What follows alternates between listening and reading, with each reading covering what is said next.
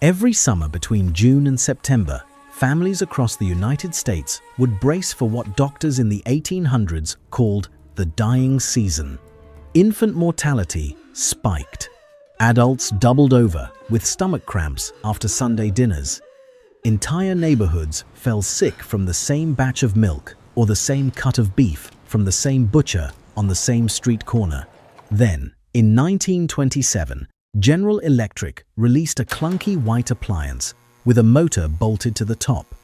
It cost about $300, which is roughly 5,400 inches today's money. It hummed loud enough to rattle the dishes. And it quietly ended one of the longest-running health crises in American history. This is the story of the refrigerator, and it starts long before anyone had one. How does a country feed itself when nothing stays cold? That's the question every American household had to answer, every single day, for most of this country's history. The answer was salt, lots of it. In colonial America and well into the 1800s, preserving food meant waging a constant war against decay, and salt was the primary weapon. Families packed pork and beef into barrels of brine, layering so much sodium chloride into the meat that it could survive months without rotting. The taste was brutal. Imagine biting into a piece of beef that's been sitting in what's essentially seawater concentrate for half a year. You'd soak it overnight before cooking just to make it edible. And even then, the flavor was more salt than meat. Smoking was the other go-to method. Most farms in 18th century America had a smokehouse on the property, a small wooden shack where strips of pork, fish, and venison hung above smoldering embers for weeks at a time. The smoke deposited chemicals onto the surface of the meat that slowed bacterial growth. It worked reasonably well, but it also meant your protein options for most of the year were limited to things that tasted like campfire. For dairy and eggs, there were spring houses. These were small stone buildings constructed directly over a natural spring, where crocks of butter, milk, and eggs sat in the cold running water to stay cool. If you didn't live near a spring, you used a root cellar, an underground room where the earth kept temperatures at a steady 40 degrees year-round. Root cellars were lifesavers for potatoes, carrots, turnips, and apples. For fresh meat and milk in August, they were almost useless. And that was the core problem. The methods that worked for winter storage fell apart in summer. Once temperatures climbed, bacteria multiplied at terrifying speed, and the only diagnostic tool anyone had was their nose. If it smelled fine, you ate it. If it smelled off, you cut the bad part away and ate the rest. There was no thermometer, no expiration date, no understanding of what bacteria even were. You just hoped for the best. This is where the story takes a turn nobody in 1805 could have predicted. That year, a two-year-old from a wealthy Boston family named Frederic Tudor wrote something extraordinary in his diary.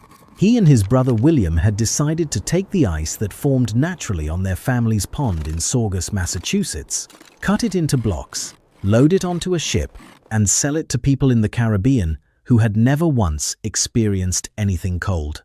Everyone thought he was insane. The idea of shipping frozen water across the ocean to a tropical island and expecting someone to pay for it sounded like a prank. When Tudor loaded 130 tons of ice onto a ship called the Favorite at the docks in Charlestown and set sail for Martinique in 1806, the Boston Gazette ran the news with barely concealed laughter. "No joke," the paper wrote. "A vessel has cleared at the custom house for Martinique with a cargo of ice. We hope this will not prove a slippery speculation." It did prove slippery, at least at first. The residents of Martinique had no interest in buying frozen water. Tudor's brother hadn't found any buyers or even a building to store the ice in. The whole venture was a disaster, and Tudor returned to Boston, humiliated and in debt. He tried again, and failed again, and tried again. He went to debtor's prison. He came back out and tried again. He wrote in his journal, "Let those laugh who win." And eventually, after years of figuring out how to insulate ice with sawdust and build proper ice houses in tropical ports, Frederic Tudor did start winning. By 1820, he was shipping ice to the West Indies, and the American South. By 1833, he was sending it all the way to Calcutta, India. He gave free ice to bartenders in port cities because he understood something important about human behavior. Once someone has had a cold drink, Tudor realized they'll never willingly go back to a warm one. He was right. Demand exploded. Tudor built ice houses in Havana, Jamaica, New Orleans, Charleston, Calcutta, Bombay, and Singapore. Within a few decades, ice had become the second most transported commodity on American ships, behind only cotton. By 1855, 12 companies were shipping ice out of the Boston area, all chasing the market Tudor had invented from scratch. He earned the nickname the Ice King, and by the time he died in 1864, at the age of 80, the industry he'd built was worth millions. This decision seemed small at the time. It wasn't. Tudor didn't just create a business. He created a dependency. Americans had tasted cold food and cold drinks, and they were never going back. By the 1860s, the icebox had become a fixture in middle-class American kitchens. These were insulated wooden cabinets, usually lined with tin or zinc, with a compartment at the top that held a large block of ice. A drip pan underneath collected the meltwater, which someone in the household had to empty every single day, unless they wanted a puddle spreading across the kitchen floor. Women left cards outside their homes telling the iceman how much ice to deliver.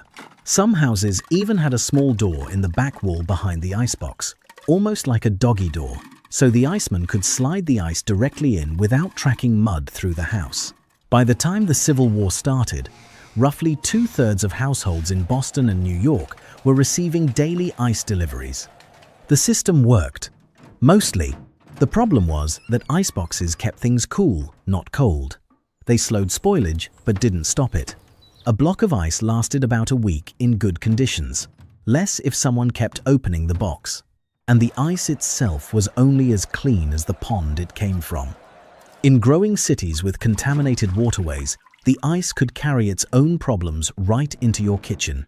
Worse, the whole arrangement depended on a steady supply of natural ice, which meant every warm winter created an ice famine, shortages that left entire cities without a way to keep food from spoiling. During the ice famine of 1906, when ammonia supplies were diverted for other uses, New York City's poor were hit hardest, left with no affordable way to keep milk or meat safe in the summer heat. And the heat was the real killer. You'd think someone would have said something. Nobody did. Throughout the 19th century, the American food supply was, by modern standards, a quiet catastrophe. Summer was the worst. Bacteria thrived in the warmth, and without any reliable cold chain, food moved from farm to market to table in a state of accelerating decay. Meat arrived at butcher shops already turning. Milk traveled from rural dairies to city markets in unrefrigerated wagons, spending hours in the sun before anyone poured a glass. And the solutions people invented to extend shelf life were often worse than the spoilage itself. In the 1850s, New York City was hit by one of the worst food safety disasters in American history, and it targeted the most vulnerable population imaginable: babies. An estimated 8,000 infants were dying every year from uncontrollable diarrhea, and for years, nobody could figure out why. Doctors blamed vague diseases. Parents buried their children and mourned. The public shrugged. Then, in 1858, a journalist named Frank Leslie published a series of investigations in his illustrated newspaper that blew the whole thing open. The killer was milk, specifically swill milk, a horrifying product that came from cows penned up next to whiskey distilleries in Manhattan and Brooklyn. The distillers fed the cows their leftover grain mash because it was cheaper than real feed. The cows produced a thin, bluish milk that was barely recognizable as dairy. To make it look normal, producers whitened it with plaster of Paris, thickened it with starch and rotten eggs, and colored it with molasses. The result was a toxic product that looked just enough like real milk to fool a mother buying food for her infant. And it was killing thousands of children a year in New York City alone. People thought they had the full picture. They were wrong. the milk problem was just one piece of a much larger crisis. Across the country, the American food supply was riddled with adulteration. Pepper was padded with coconut shells and floor sweepings. Coffee was bulked up with ground acorns. And the preservatives that manufacturers used to keep food looking fresh on shelves were chemicals that no person would eat willingly: borax, salicylic acid, copper sulfate, and, most disturbingly, formaldehyde, the same chemical used to embalm dead bodies, was routinely added to meat and milk to slow decomposition. In 1898, the situation exploded into a national scandal. During the Spanish-American War, the United States Army shipped hundreds of tons of beef from Chicago's meatpacking giants Armour, Swift, and Morris to American soldiers fighting in Cuba. The meat arrived rotten, chemically treated, and in some cases literally toxic. Soldiers described the smell as similar to a dead human body injected with formaldehyde. General Nelson Miles, the commanding general of the United States Army, tasted the beef himself and gave it a name that stuck. He called it embalmed beef.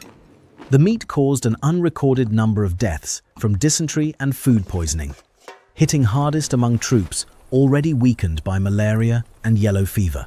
Disease during that war killed twice as many American soldiers as Spanish bullets did, and a significant portion of that disease came from the food the army was feeding its own men. So, yeah, not great. If you're finding this useful, subscribe. We cover hidden history like this every week. Enter Harvey Washington Wiley, a chemist from Indiana who had been appointed chief of the Department of Agriculture's Bureau of Chemistry in 1883. Wiley had spent nearly 2 decades documenting how American food manufacturers were poisoning the public. He'd written reports, he'd given speeches.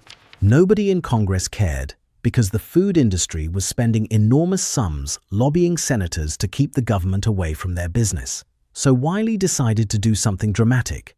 In 1902, he recruited 12 healthy young men, mostly underpaid government clerks in their 20s, and offered them a deal: 3 home-cooked meals a day, 7 days a week, for at least 6 months, free medical checkups, and $5 a month in spending money. The catch was that Wiley would be slowly poisoning them. His staff mixed borax into their butter, milk, and coffee.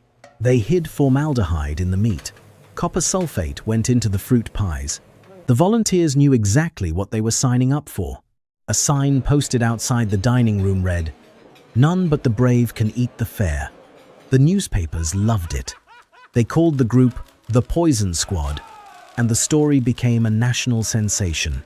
The Christmas dinner menu in 1902 became legendary.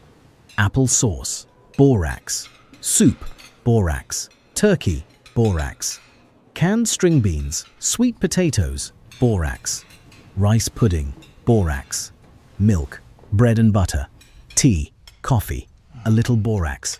The results were grim. The borax trials showed clear digestive damage. When Wiley moved on to testing sodium sulfite, he had to stop the experiment halfway through because the volunteers were getting too sick. Only 3 of 12 men made it to the end of the sodium benzoate trial. Formaldehyde was linked to brain damage, liver damage, and kidney damage. The Poison Squad experiments ran for 4 years, and the media coverage turned public opinion into a tidal wave. 1 million women wrote letters to the White House demanding a federal food safety law. The food industry fought back with everything it had, funding friendly scientists and sympathetic senators. For a while, it looked like the lobbyists might win. Everything was in place. The food industry just didn't know what everything was building toward. In 1906, 2 things happened almost simultaneously that finally broke the dam. Upton Sinclair published The Jungle, a novel exposing the horrors of Chicago's meatpacking plants. And Harvey Wiley's Poison Squad data became impossible to ignore.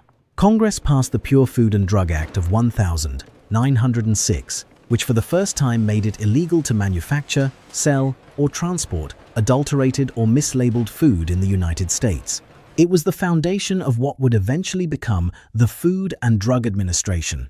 The law was a breakthrough, but it was only half the solution. Regulations could stop companies from putting formaldehyde in your milk, but they couldn't stop bacteria from growing in your beef on a hot July afternoon. For that, you needed cold, reliable, consistent, mechanical cold. The science had actually existed for decades. Back in 1834, an American inventor named Jacob Perkins had built the world's first working vapor compression refrigeration system in London, using ether as the coolant. The machine worked, but it was a clunky prototype that never found a commercial market.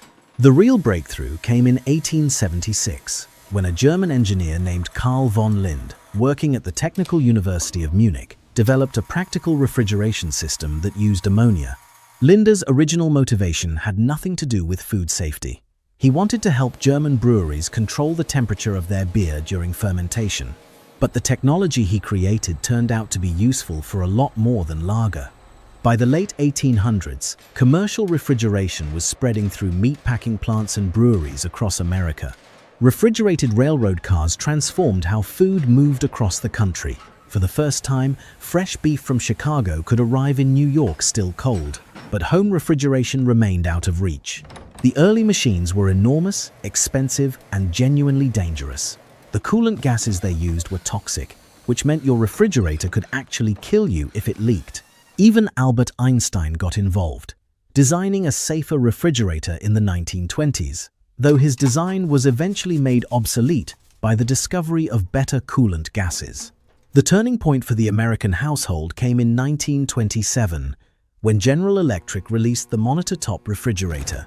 Named for its resemblance to the gun turret on the Civil War ironclad warship, the USS Monitor, it was the first model that combined the compressor and the cold box into a single freestanding unit. It was loud. It ran hot. The exposed compressor on top radiated heat into the kitchen, and it cost about $300, which was a small fortune during the late 1920s. It sold over 1 million units.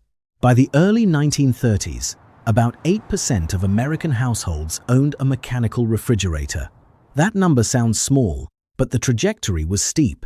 As New Deal loans and rural electrification spread power lines across the country, and as the introduction of Freon made refrigerators safer and more efficient, adoption accelerated. By the end of the 1930s, 44% of American homes had one, right in the middle of the Great Depression. The refrigerator had become a symbol of middle-class life, associated with cleanliness, modernity, and proper household management. Advertisements in newspapers across the country pushed hard on the aspiration angle, selling not just an appliance, but an identity. After World War II, refrigerator ownership took off for good. By 1955, 80% of American homes had one. The consequences rippled through every corner of daily life. The corner grocery store, where families had shopped multiple times per week because nothing stayed fresh for long, gave way to the supermarket, where a single weekly trip could stock the kitchen for days. The iceman stopped making his rounds. So did the milkman. Frozen food went from a novelty to a staple. In 1953, Swanson introduced the TV dinner, and the American relationship with meals changed forever. The most dramatic shift, though, was in survival. Summer stopped being the dying season. Infant mortality from contaminated food plummeted. Food poisoning didn't disappear, and it still hasn't. The CDC estimates that roughly 48 million Americans get sick from contaminated food every year, and about 3,000 of them die. But compared to the 1800s, when an unrefrigerated summer could devastate entire neighborhoods, those numbers represent a world that's been fundamentally transformed. And that transformation came from a box in your kitchen that hums so quietly you forget it's there. It doesn't look like a miracle, it looks like furniture. But for most of human history, keeping food cold was either impossible or required an elaborate, fragile chain of frozen ponds, sawdust insulation, horse-drawn wagons, and daily deliveries that could fail at any point. The refrigerator's story isn't unique. It follows a pattern that repeats across almost every modern convenience we take for granted. Someone identifies a problem that everyone just accepts as normal. A few stubborn, slightly unhinged individuals spend decades trying to fix it while everyone else laughs at them or ignores them. A crisis forces the issue. And then, slowly at first, and then all at once, the solution becomes so ordinary that future generations can't imagine life without it. The next time you open your refrigerator door at 2 in the morning for a glass of cold milk, consider that a century and a half ago, that simple act would have been impossible for almost every person alive. And for thousands of infants in New York City, the absence of what you're holding in your hand was a death sentence. We built a machine that makes cold air, and it saved more lives than most people will ever know.